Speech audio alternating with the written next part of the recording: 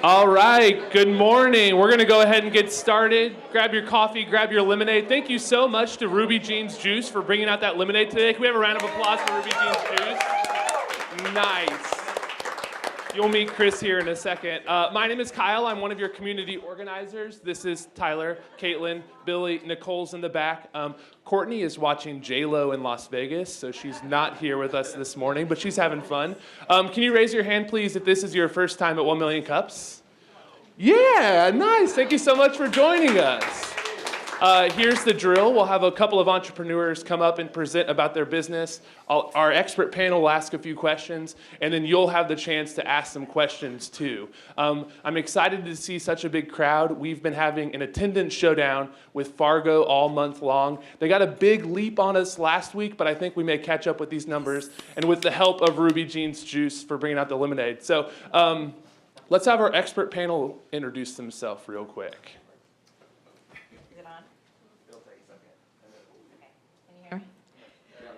Hello, I'm Jill Meyer, and I'm with the UMKC Innovation Center's Small Business Technology Development Center, and I'm happy to be here. I work with a lot of tech entrepreneurs in our community, LaunchKC and Digital Sandbox. Good morning. My name is Chris Good. I'm the owner of Ruby Jean's Juicery, and I'm really excited to be here and try the lemonade in the back. Awesome. Thank you both for joining us. If you haven't yet, be sure and download the 1 Million Cups app. That'll allow you to provide feedback to our presenters afterward. I'm excited to introduce you to our first presenter. Please, let's have a warm welcome for Heather with Cambrian. Hello. All right, good morning, everybody. I hope you can all hear me. So you guys probably recognize this if you've ever done any sort of home renovation DIY project. This is what we start with, is the samples. We go to the store and we get these samples. And from this little rectangle, we're supposed to be able to figure out which one would look right in our home. And you know, these colors are beautiful, and I like this blue, but will I still like it when it's filling up my entire bedroom? It's impossible for most people to be able to visualize this and choose. Or it was impossible, because this is a problem that we tackled and we've solved. So what we have created is an augmented reality solution for do-it-yourselfers that allows you to see these samples in your own home in real time. So all you have to do is hold up your mobile device, tap on a wall. Our algorithms find the wall for you so you can change out the paint color, see it realistically in your space. Tap on the floor, it'll go around your furniture, it'll go around your rugs, and you can see what these different flooring types actually look like in your home. You don't have to just try to guess. So my name is Heather Spalding. Joel Tepley and I founded Cambrian. He came from iVerify. He was the first developer hired, and he exited when iVerify sold last year. My background is in neuroscience research. I was at the National Institutes of Health and KU Med. So augmented reality is kind of this buzz term, but I've found a lot of people are like, well, what really is augmented reality? What it does is it adds to your actual world. So it augments the real world. In our case, we add paint to the walls, we add flooring to your real space, your real home. So this is the app we have in the store right now. It's called Home Harmony. Here you can see she just taps on the wall and is able to see this paint on her wall. This is in real time. She can walk around her space. It goes around her furniture, her painting, the trim. She can choose a second color if she wants an accent wall, for example, or a different trim color. And a lot of people find it helpful to see different lighting conditions so we can recreate, you know, morning light, evening light, and present it in a really realistic way.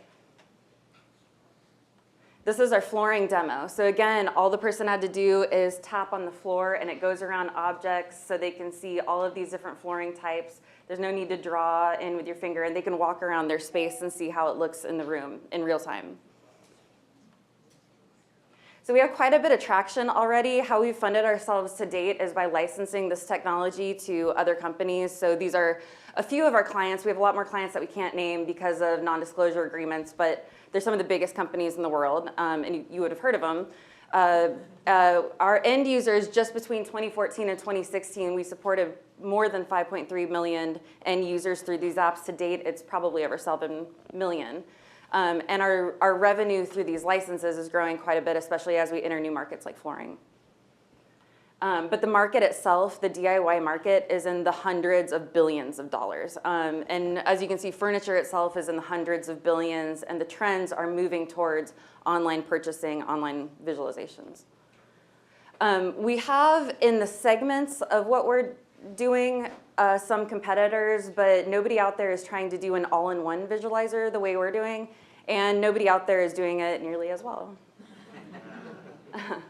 So we're growing. We are really excited because we won the Launch KC Grand Prize here a couple weeks ago, and so we're using that money, and we'll be raising funds starting this fall to grow our company and scale. And our next major step is developers. So we're going to hire a lot of developers to grow into some of these markets, since we have this pathway set out and we know what we need to do. We just need the manpower.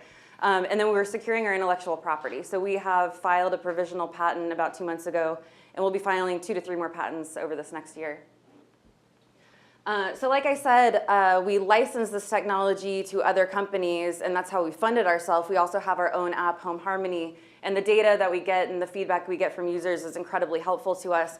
But really, all of this is building up what our core value is, which is the AR engine itself. Because with this engine and the deep network that we're building, we could visualize anything you could imagine. So what we're working towards now is a total home renovation. So you could walk through your space, see different countertops, different hardware, different cabinetry. You could see the perfect paint color for your kitchen. You could hire the contractor to come paint your kitchen. You can use, like we see here, a measurement tool to tell you exactly how many paint cans you need, exactly how much flooring you order, so you don't have to have a stack of flooring in your garage for years. And I think this is really going to change the DIY marketplace for people. Right, thank you.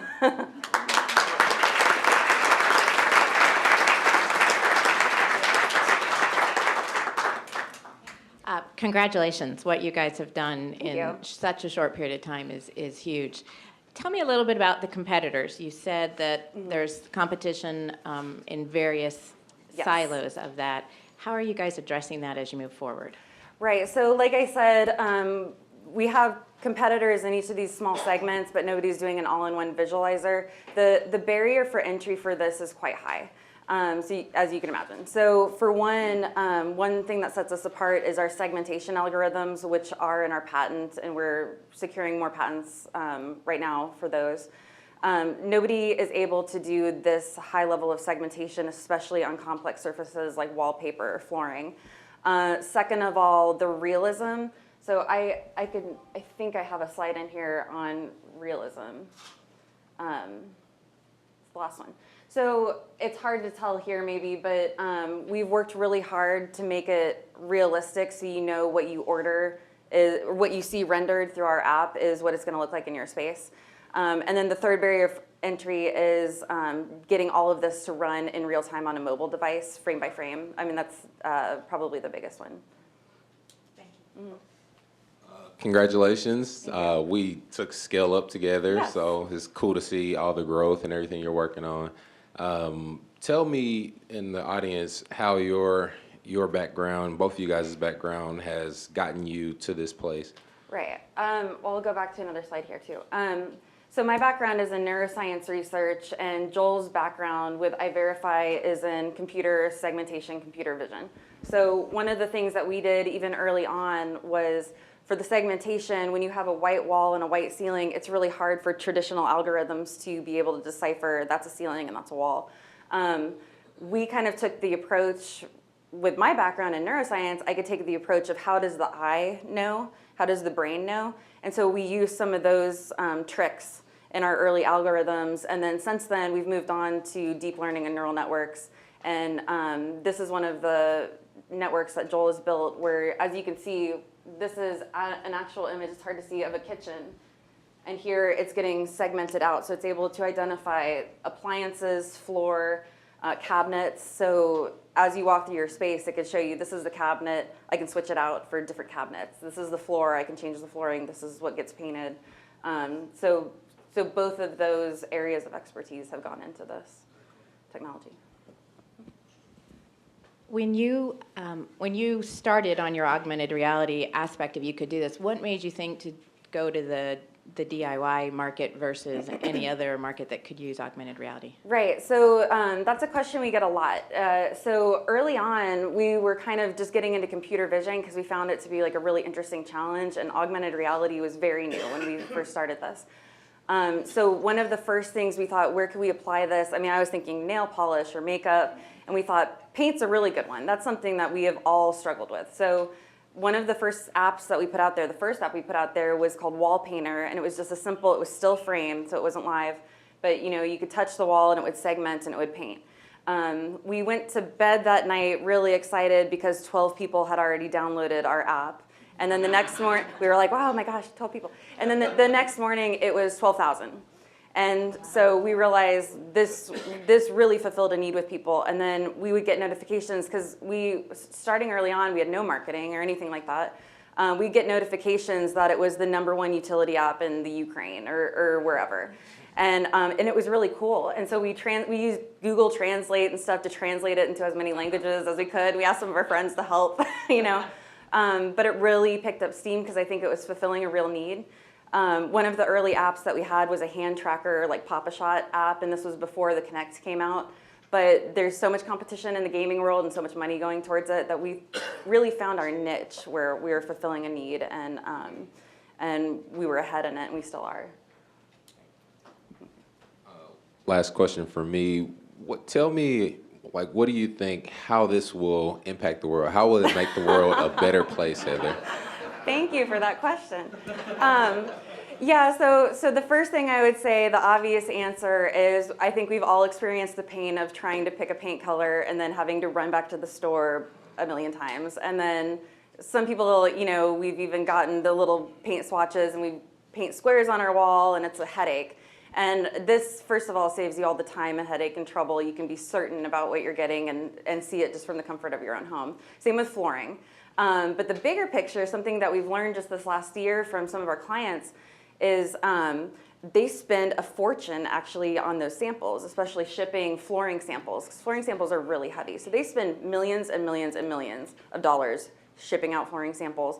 And what we heard from our client is this is a game changer for them, saving money on shipment, saving money on the gas and the trucks and the flights and the freight. Because you can see with our technology, you can actually kneel down on the floor and see that texture, like it's really there. I think what we have on an iPad is better than you would get from these tiny little rectangles anyway, and it's a lot more lightweight. Yeah, thank you. All right, we're gonna open up for audience questions, so just raise your hand and we'll try to get to you.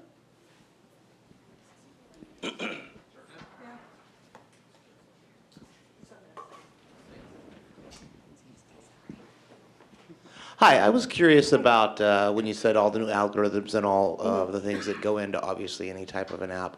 How did you source I assume use outside developers to do that? You did it internally? Oh yeah. Wow. It was just a lot of work. Yeah, absolutely. Learning a lot of new math. I didn't take linear algebra and some of these in college. He did. This is our head developer, and he's a genius. I'll come up here, but yeah, I can probably feel some of these. I've just been an inventor my entire life, and just interested in trying new technology. And so I got into OpenCV, kind of got obsessed with that, started with this app, did some hand tracking. And then, you know, thanks to a lot of the people I was working with at iVerify, they started to get me into deep neural networking. I bounced a lot of ideas off of Reza Derek-Shani, who's the chief scientist there. He really helped mentor me, and really just did all of this ourselves, and often actually in our free time. So yeah. I think one of the biggest things is if this isn't something you're passionate about, there's no way, just the amount of work and hours you put into something like an invention. And I would like to throw out there that I came up with an algorithm yesterday. Right. It was better than mine, so. I know. And as a follow-up, with the Apple toolkit to go in the Apple App Store, did you find that more difficult to adapt to, or was The that? AR kit? I would say for us, it's really nice when it came out. It was one of those things that we would have had to build, and we had started building something like that. But when the AR kit came out and then Google's AR kit, their version of AR kit came out, it was like, oh, it's done for us. That's awesome. Because we had really focused on the segmentation and the realism and some of these other things, fortunately, because we anticipated that this was coming out. So we've already for about adopted 2 it. years. So we were Yeah. just like, let's not do furniture. Everyone's Yeah, gonna we be were doing it. waiting, actually. Some of our competitors focused on that aspect while we focused on other aspects because we anticipated that. Yeah. Mhm. Thank you for the question. Another question in the front. Okay, as a user,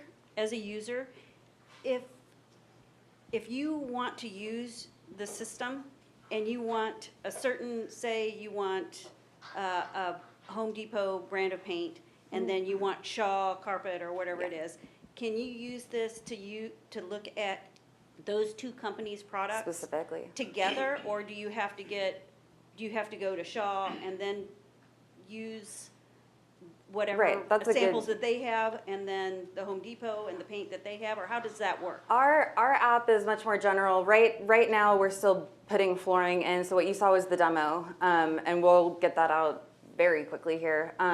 But yeah, our paints are unlimited. It's all sorts of brands because there's no sorts of asset property there. It's just RGB values. With flooring, we don't own those assets, so we have to strike a deal with those companies. So right now, the assets for flooring are ours.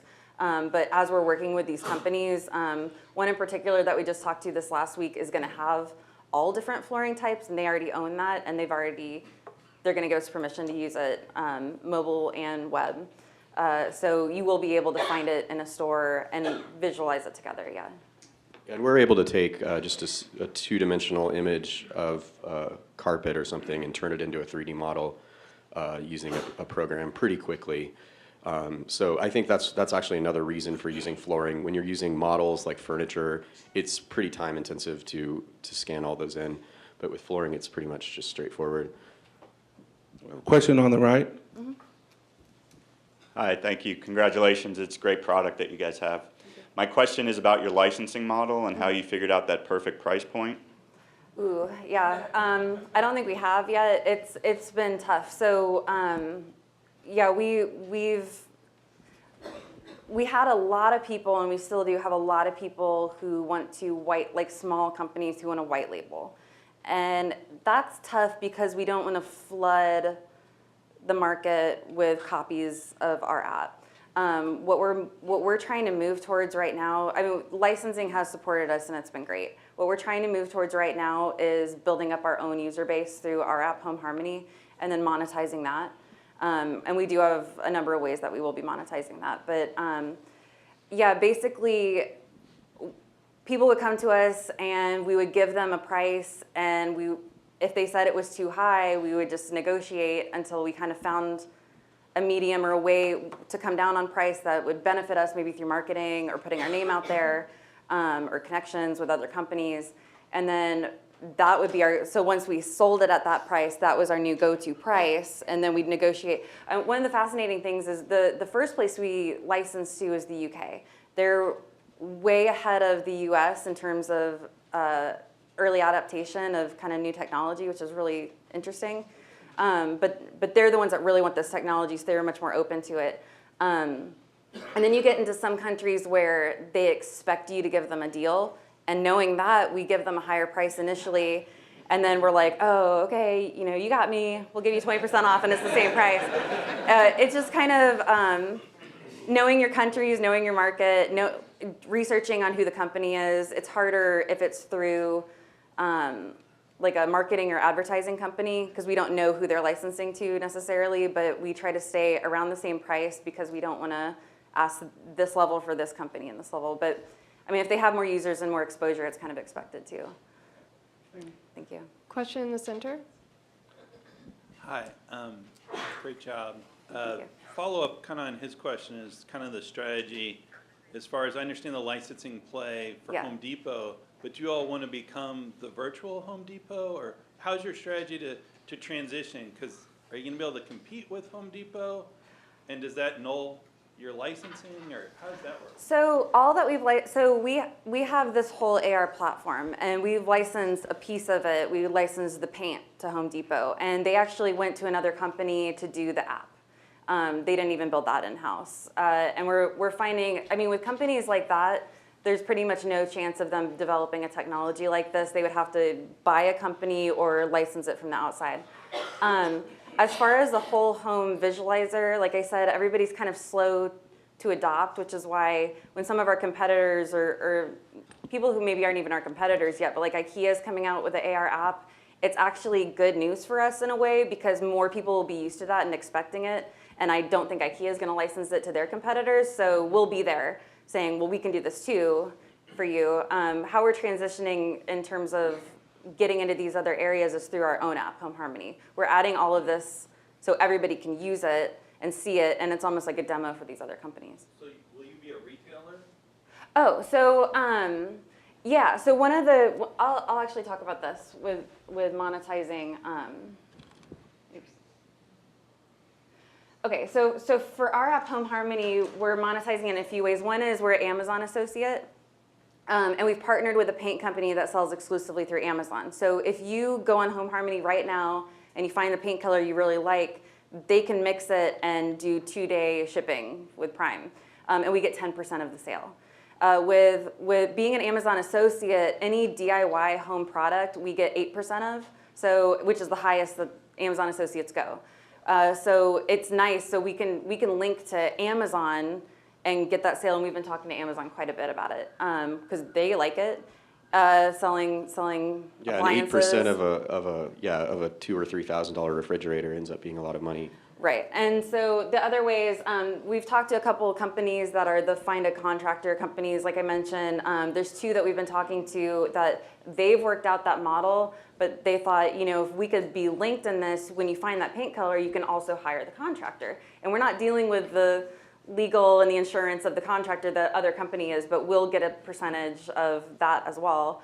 The other is through in-app purchases. So right now it's a free app. You can break in, you can use it, you can see that you like it, but if you want like the trending colors for your location or your year or Bear's Marquee collection or all of hardwood floors, you can just pay 99 cents and unlock that. And we found that people are really willing to pay the 99 cents when they've already tried the app and are comfortable with it. And then advertising and promoting is another thing. So we've talked to a personality at like the DIY network who said when we get these other components, these other markets in, they have products that they want to advertise through our app. I have a question on your left. Okay. Hi, congratulations. Thank It's you. a really cool business, and you have a new customer. Yay. Especially my wife. My wife loves this kind of stuff, and Good. she will That's download great. it. I will download it. So congratulations. It's timely that while I was watching your presentation, I got a notification on my app store that Amazon has now released their update, which allows you to see a lamp on a desk, or it's their AR thing. AR is growing like crazy right now. Apple's obviously investing huge in AR with all the emojis that you are going to be able to do soon, and all that. So you said you were applying for provisional patents. We have a How provisional patent. We're comfortable- applying for full patents. How comfortable are you in being able to protect this IP? Because if you got a big 800-pound gorilla like Amazon, Right. they could very quickly, like, completely squash you. And the only way to protect against that is patents. So how do you face a big company like Apple or Amazon and them taking over your space? Well, to start with, the problem of setting an object down on a table is relatively simple compared to finding where the floor is and changing it realistically. So putting like a lamp down on the table requires you knowing where the plane is and approximately the distance, and you can probably talk about this better. But painting over wallpaper is a completely different problem, even though it's still AR, even though it's still computer vision. So Amazon is learning who we are right now. We're talking at least to one person at Apple.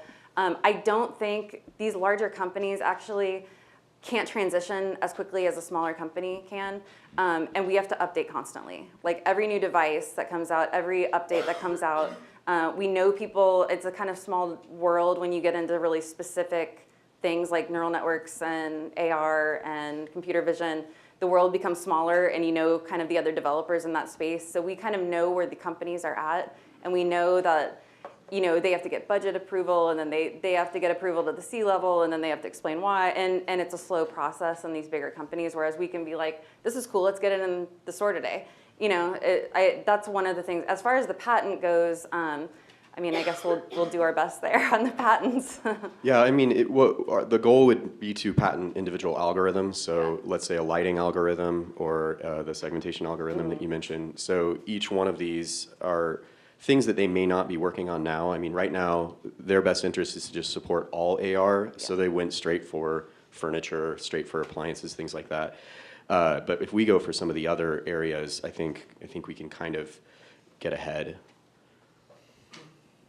Yeah, like you said, for the lighting, we're doing algorithms that assess the lighting in the room, find where it's coming from, and then apply it so it really looks realistic. That's important for paint and flooring.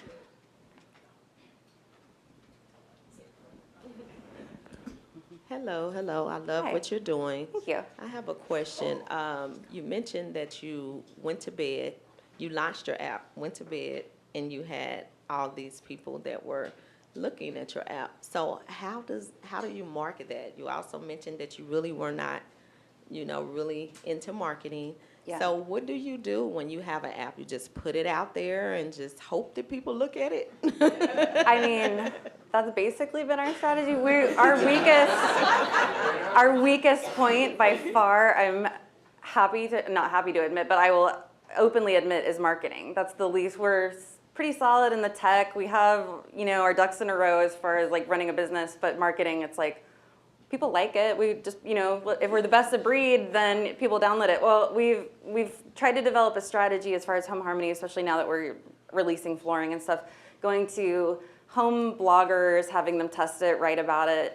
We were really lucky. We got some contacts just over this last week in like the AR, VR space that know about us and are going to write about us, and that's wonderful. But yeah, marketing is an area that we'll have to probably get some help with, because that's, I mean, like I said, so far it fulfilled a need, and word of mouth. It's funny, I was at the dentist, and he was like, oh, what are you doing now? And I mentioned that we had, you know, we paint walls and we're doing this other stuff, and he's like, oh, well, I think there's someone out there that's doing this, and this is the app. And I'm like, that's our app. Yeah, that's us. And that's happened a few times. One of my friends in DC was flipping houses, and he was using our app too. And he was like, oh my God, Peaches. That's what he calls me, Peaches. Oh my God, that's your app. Yeah, so it's incredibly cool when you hear word of mouth that like your real estate agent is like, that's what I use when I show houses. And you know, there's a lot of applications for this. So, yeah. A question on the left. Hi, so how can your app help people who want to become an interior designer or already is an interior designer? I think for one, I mean, what we see this app being is, one of the things we're moving towards is like this community where people can share the paint color and the flooring and the countertops that they put together, and then other people can try them in the home. I think that would be really fun for people. You put together your own collection, and then people can favorite it and come back to it, and you kind of become a design star through the app. This is the community that we're getting in later this year in our app. But I also think it helps. What I've heard from a lot of designers and real estate agents is they'll show this color, let's say like a bright blue accent wall or flooring or something, and their customer, their person that they're decorating for will say like, I don't know, I can't really see it. And being able to actually show them, this is what it's gonna look like. On all the HGTV shows, they always are able to say like, oh, this is a little shanty shack, but look what it could be. And then people are like, oh, I love it, I'll buy it. And I think that's what we want to become. That's what we're working towards, is so you can really visualize the transformation. I think a designer being able to walk their client through the house and show them what they've designed is going to make them say like, yes, I will splurge on the extra countertops. They look amazing. And the other aspect of that is artificial intelligence can be trained to make decisions kind of like a designer would, especially around colors and other things. Yeah. So I think that would be the long-term approach of where we're going. Yeah. Okay. Trends and stuff. Last question. Another question on your left. Last question. What can we as a community do for you? Okay, I put a slide together for this too because I was told about this.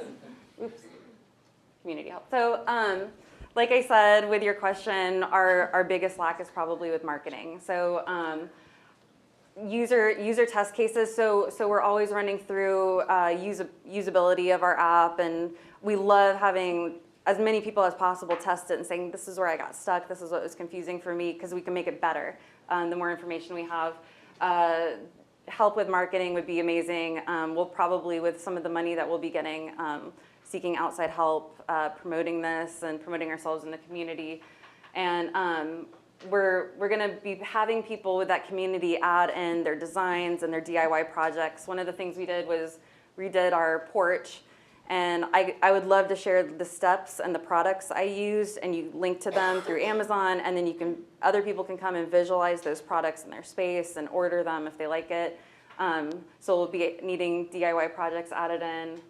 If you're part of an agency and you have a hard problem around home visualization of any kind, or anything in artificial intelligence or computer vision, anything that your clients are asking that sounds crazy, you can come to us, and if it's on our roadmap, we could probably assist in it. So that would be, we would love to help the community as well, but it would very much help us if basically to have a lot of these projects available. And like I said, on the bottom, funding and advice is always helpful. So we're looking at raising money pretty soon, and this is new territory for us. So very much open to advice there. I'm reading books and finding out what I can, putting together a really wonderful advisory board. But yeah, the community's been wonderful to us, and so we're really lucky to be in Kansas City, I think. Thank you. Thank you.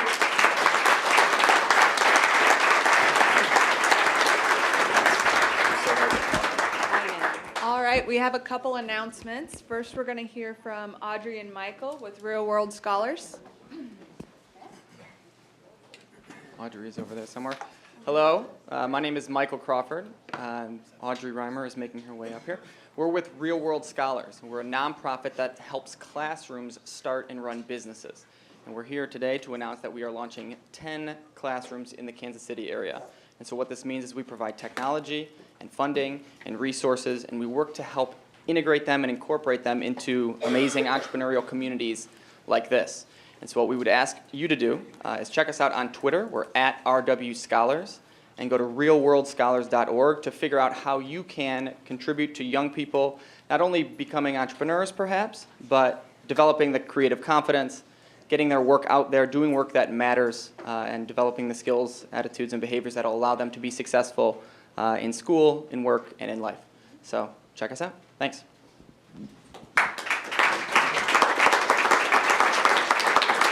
All right, and next we're going to hear from Chris Good of Ruby Jeans.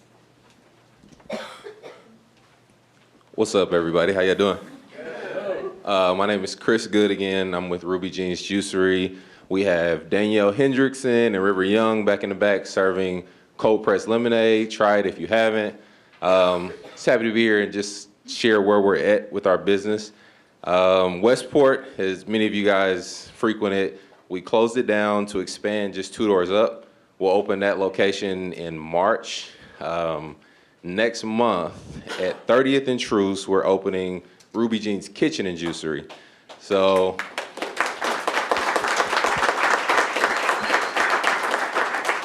thank you. So we're adding healthy food to our brand. We're really excited about it. Our manufacturing will all take place at 30th and Truce. We've built out a beautiful space there, and we'll open. I'll probably announce that grand opening next week. We broke ground at Price Chopper at North Oak and Berry Road this Monday, and just this morning, last night-ish, we closed the deal to open our second licensee location on Oklahoma State's campus inside of a food pyramid.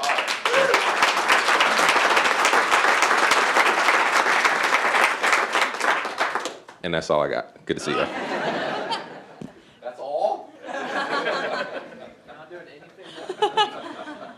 Now Jill Meyer with UMKC. Thanks. Just two quick announcements.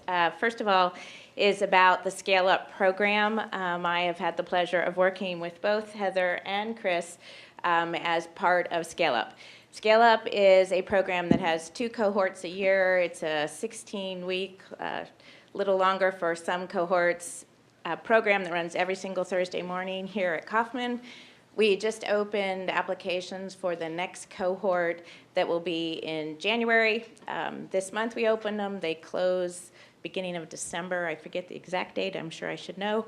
And it is for businesses like these guys that have been in business at least 2 years, have at least 2 employees, have a certain threshold of revenue, and are genuinely looking at the business processes, people, connections that they need to scale up their business to the next level.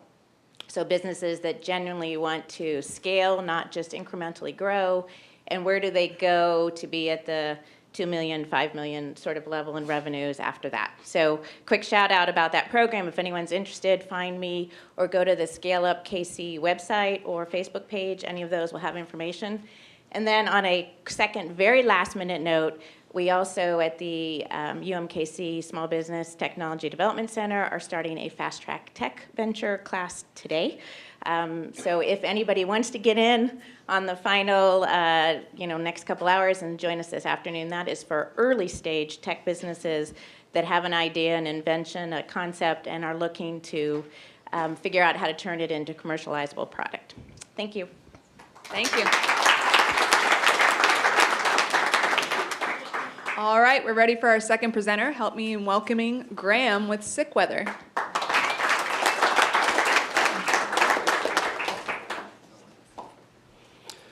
Good morning, everybody. So I have the burden of knowing when you're going to get sick and when your family's going to get sick. And no, I'm not a psychic or your least favorite superhero. I am Graham Dodd, CEO of Sick Weather, and we do population health forecasting. Our clients already include some pretty big names like Clorox, Pfizer, and Walgreens, who are licensing our data because we're consistently 2 or more weeks ahead of the CDC with 91% accuracy, data all the way down to street level, and now we serve over 5 billion API requests a month. Our revenue for this year is already over $400,000 in renewals from our first year of revenue last year, and that's with 85% margins. But I started Sick Weather to answer one simple question: what's going around? Because as a father of 5, yes, I have 5 kids, it's helpful to know if my daughter's fever is more likely due to flu or strep because it helps me to know how to get her treated. Same with allergies and cold, food poisoning, or stomach virus.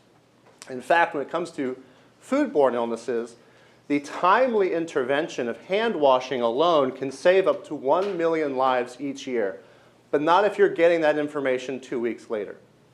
So I formed my own team of public health experts and health IT veterans who have built a system sophisticated enough to be trusted by these Fortune 500 companies, but that also has a heart for parents like me who can benefit from its intelligence. And our consumer app does just that. It is well known as a Waze app for sickness. In fact, you can download it for free on iPhone and Android today. And now, Sick Weather powers cold and flu trackers everywhere. In fact, we have replaced the CDC as the flu map data provider for the Weather Channel, a spot that they've held for the last 15 years. But most of our revenue comes from our understanding of consumer intent when it comes to sickness. Because if you think you have flu, whether you've been diagnosed or not, you're going to go and buy a flu-related product at the pharmacy, something like Theraflu. And we can understand that better than anybody, which is why we're serving all these different companies and able to help them with programmatic advertising, knowing when and where to target consumers for certain types of products and services, and also forecasting sales of vaccines, for example. And this speaks to a larger problem, the fact that there are currently 76 million Americans that get sick every year. That has led to a $12 billion a year industry for healthcare data analytics, where companies are mining your healthcare medical records and things like that. But the information being bought and sold is weeks old and inherently reactive. Sick Weather has looked at, we've now looked at these industries to figure out who are being served, and we've developed our own vertical roadmap to understand where else we can grow besides doing the illness trackers and helping companies with programmatic advertising. We're also starting to help companies, help clinical trials companies with patient recruitment. Helping to know when and where to design a clinical trial is very key for things like RSV. We're also looking into how we can help insurance companies know when and where they're going to receive higher claims than usual, especially as it relates to life insurance and flu and pneumonia mortality rates. And then ultimately, we see ourselves helping large corporations understand absenteeism risk and presenteeism risk when you show up to work late, or I'm sorry, sick, and actually affect productivity.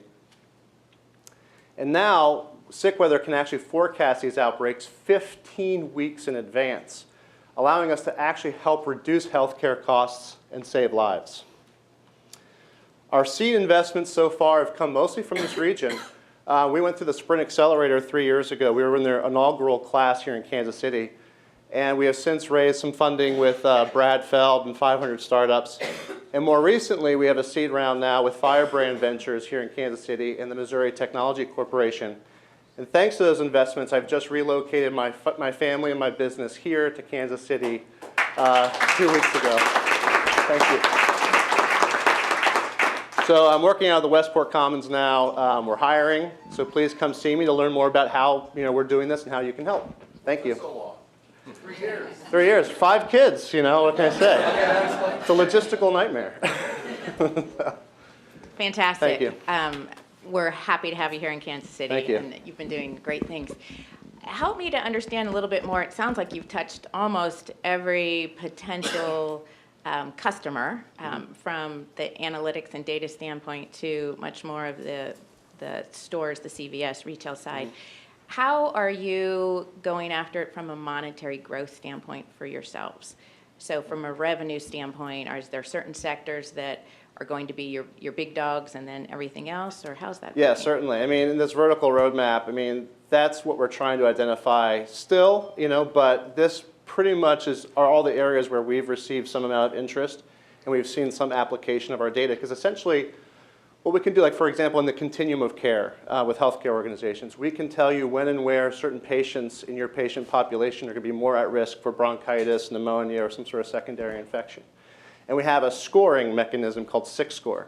And it's a 0 through 100 system index value that can assess that risk in real time down to street level, or radius around a latitude and longitude or a zip code. And that kind of granularity just hasn't been available, let alone in real time, to any organization ever. So a lot of the companies we're working with are still kind of getting their heads around how they're able to now target or do event triggering based on threat level of illness or illness activity. With Pfizer, for example, they realized that our 15-week flu forecast correlated to their pneumococcal vaccine sales. So they are able to now forecast volume of their pneumococcal vaccine sales thanks in part to our forecasts. And that's better information than they've ever had in terms of the forecasting. So it's that real-time granularity plus the ability to model that out with machine learning. We use 7 different models right now as part of that process. And every day our forecast updates automatically and chooses which is the most accurate forecast that day. So that just has far-reaching implications to all of these industries. And especially when it comes to insurance companies already know when and where people are getting sick. So that's not new information for them. But they don't know necessarily how that's going to happen, when that's going to happen 15 weeks into the future. And so we're sort of unlocking some of these industries as we go. And we have an API. And we do this by a licensing mechanism where we do monthly or yearly licensing for a fee. Welcome to Kansas City. Thank you. So coming from the business that I'm in, their 85% margin is like, whoa, wow. So talk to us about that. So our data, it has to do with where our data comes from. Our data is coming from mostly Twitter. So we're able to mine those data essentially for free, not including the cost of our actual data scientists, but the process itself is running automatically. The machine learning models are all running automatically. They're not getting paid. So essentially that's how, so it's thanks to people sharing their symptoms on social media, making those data available publicly and for free, that we're able to do this with such high margins. So the people, my family, my child's sick, I share that information, you're gathering that information to use into your algorithm. So you have a B2B and the B2C play for Right. me to be able to download it. for the consumer, the person that's sharing their information? Am I sharing it on Twitter always, or whatever social media I'm using, or will I share it through your app at a point where you're just getting the data instantly? So I'm sharing, these are some other sort of secret slides in the back of the deck that I wanted to quickly share that addresses what you're talking about, because our consumer app, like, it's gotten some traction. We have 250,000 downloads. About 10% of those people are monthly active users at any given time, and we have 10% of our audience reporting illnesses directly to us. And that's all proprietary data that comes geotagged with the latitude and longitude. They can choose to have that marker show up on the map publicly for other people to see or not. But that information is our fastest growing data set. So the more we engage with consumers directly and give them more value, then we're able to collect more data from them. And so the next version of our app, you're seeing screenshots from what is the next version. The current version that you can download today, it's great, you should download it, but it's going to get even better. And it's going to give you some more insights as to what it means with the data on the map that you would see.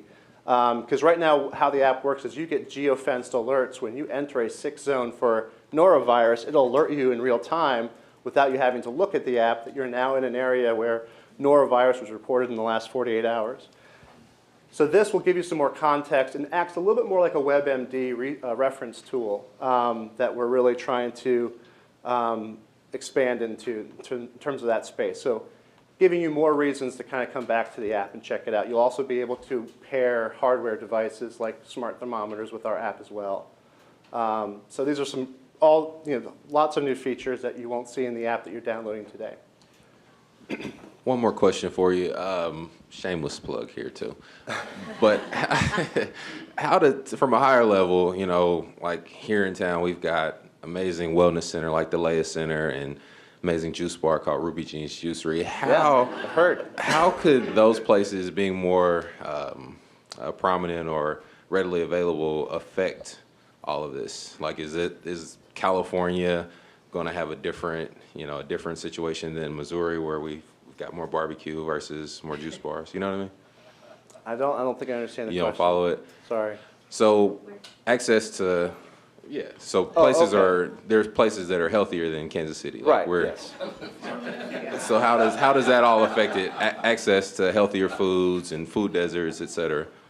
That's a good question. And that would be the kind of question we would answer by doing a study of our data and looking in and seeing how that relates to other kind of healthcare trends. We've done that now with a few different things. We've looked at, for example, this kind of goes way back, but we did a study looking at adult pertussis, whooping cough, among adults in the UK. Because our data is global, by the way, so if you're a world traveler, you can get alerts, in the Caribbean, in Africa, wherever you're going. And the study showed us that there was a correlation between people who were reporting a severe cough that sounded a lot like pertussis, an adult whooping cough, and what they call MAGA cough in the Mediterranean. Magaluf, I think it's in Spain, and it's one of these party destinations for young adults. It's kind of like a Daytona Beach, maybe, here in the US. And what was happening was that these young adults who were sick with pertussis were going to the Mediterranean at a certain time of year where pertussis was circulating, and they were then giving it to each other at all these different various Mediterranean destinations. So it's not even just like looking at things limited to one region. Like Mississippi, for example, I think consistently ranks one of the lowest among these these sort of health studies about wellness and health. And certainly we can answer those questions. We do a top 10 or top 10 sickest states every year as well. So we'll be doing that soon for flu season. And it changes a little bit every year. It's not just Mississippi that gets sort of stuck at the top of that list. But in terms of how those other things affect those outcomes, we would have to look at those data to be able to answer that. I'd have to look and see what the density of those sort of healthy options and services in an area affect those outcomes. So unfortunately, I don't know that offhand. Okay. We're going to open up for questions. If you have a question, please put your hand up.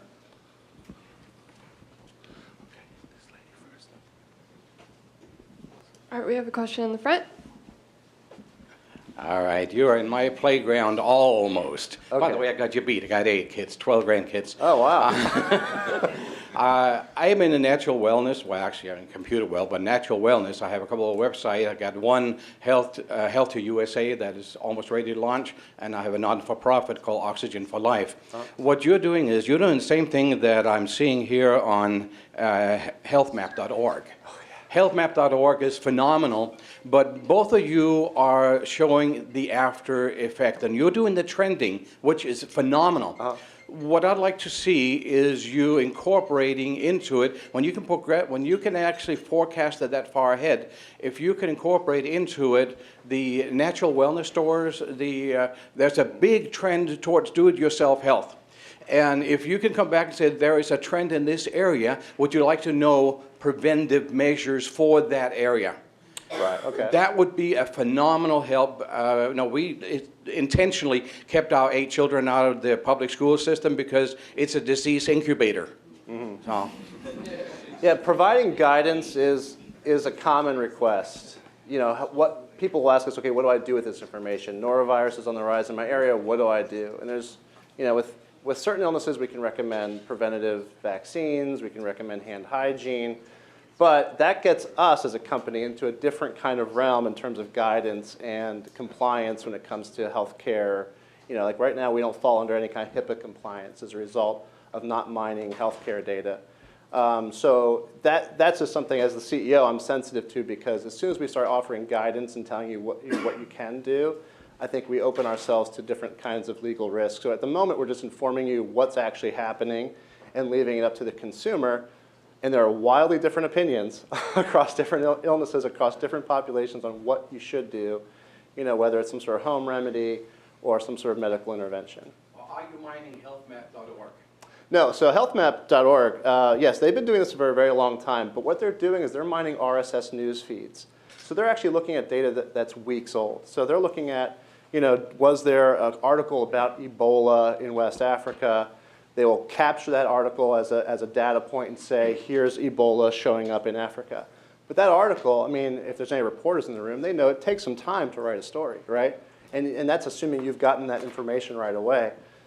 So HealthMap is offering a completely different sort of aspect, and they're able to look at more chronic conditions. They're able to look at more serious diseases like West Nile, things that we don't see a high incidence rate of in our data. So we can track flu, common cold, allergies, whooping cough, things like that really well, strep throat, because of the amount of data we get from Twitter.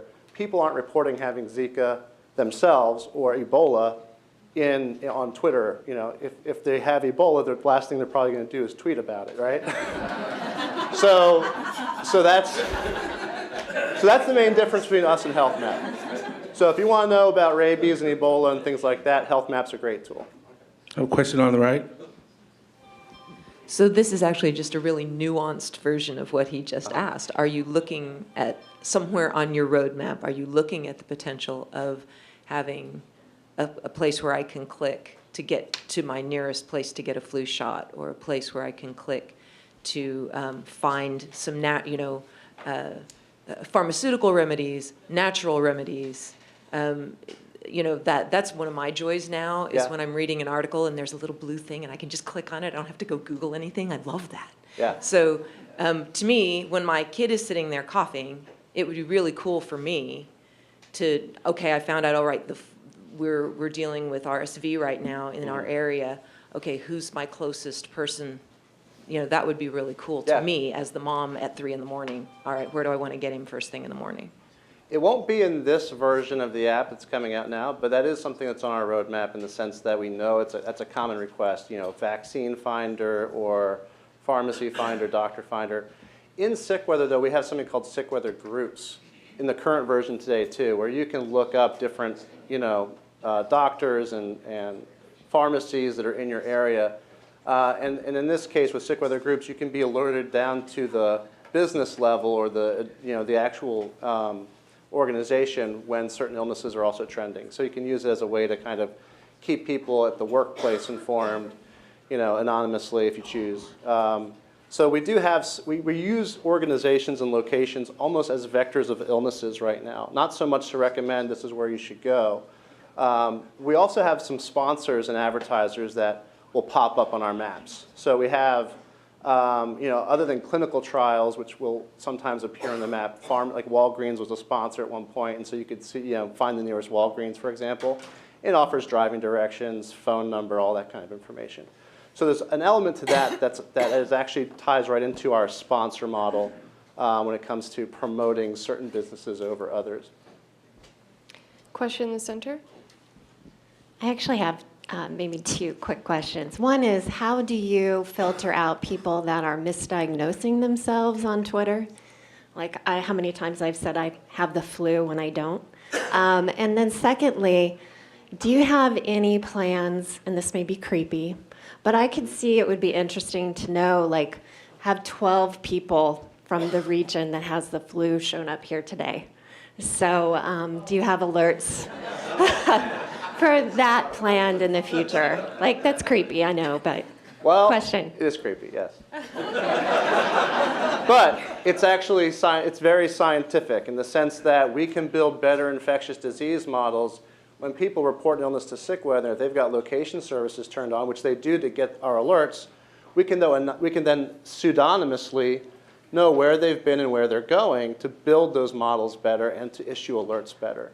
So we just literally filed a provisional patent for this process yesterday with our attorneys. So this will allow us to do kind of what you're talking about. So if I've reported flu, let's say my marker appears here at Kauffman Foundation, but I went to, I'm new. I just moved here 2 weeks ago. Sorry. If I went somewhere else, right, I would be able, the Spring Accelerator, Westport Commons, you would be able to also, we'd be able to track that and alert people in those areas too. Someone has recently visited this location without identifying anybody.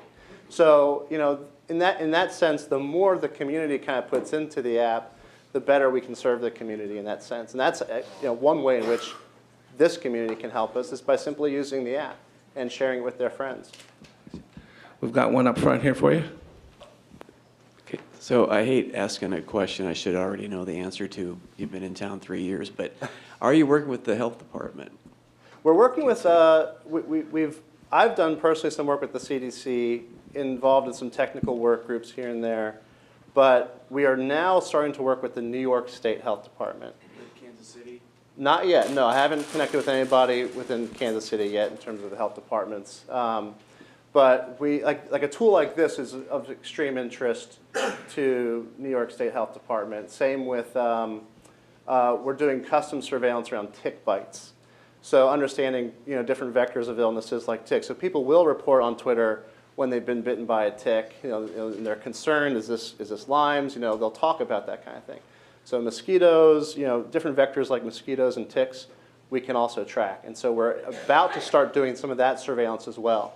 The only reason why we're not doing that surveillance right now in our consumer app for everyone else to see is because people often refer to Lyme's as a condition more chronically, so they'll talk about it over and over again over a long period of time. So it's not presenting itself in an acute symptomatic fashion, which is what our platform is really tuned for at the moment.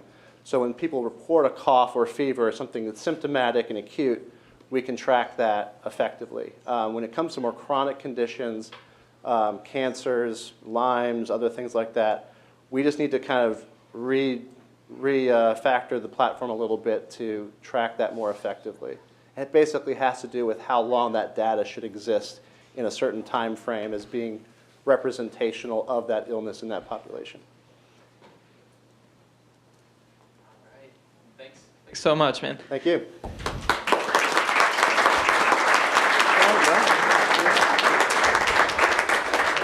Oh, final.